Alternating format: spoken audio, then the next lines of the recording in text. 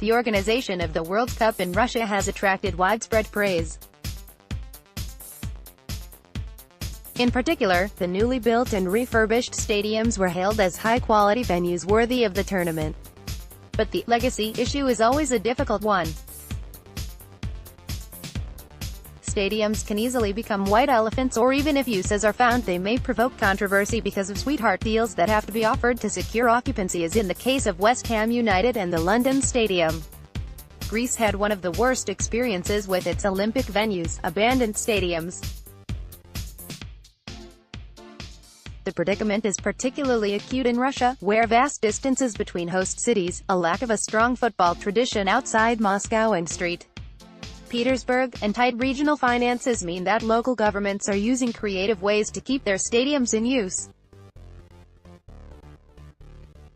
Only 5 top-flight teams are privately owned, while the local governments and state-run companies that own the rest struggle to fund their teams.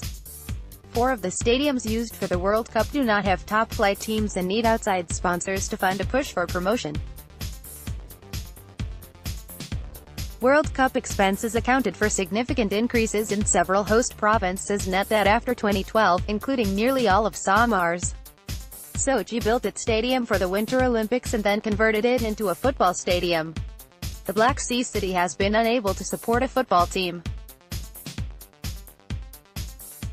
Chemchuzina, a leading side in the 1990s, went bankrupt in 2003, while FK Sochi lasted 2 seasons in lower divisions a decade later. The city enlisted Boris Rodenberg, a childhood friend of Mr. Putin's, who bought Dynamo St.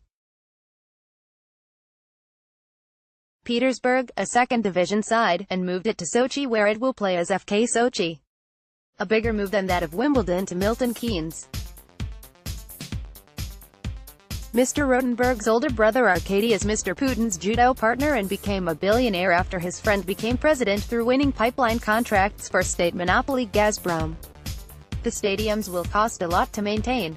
The mayor of Volgograd expects to spend Rs 350 meters a year keeping the stadium running, but hopes that more tourists will be attracted to come to the site of the Battle of Stalingrad as a result of the publicity during the World Cup.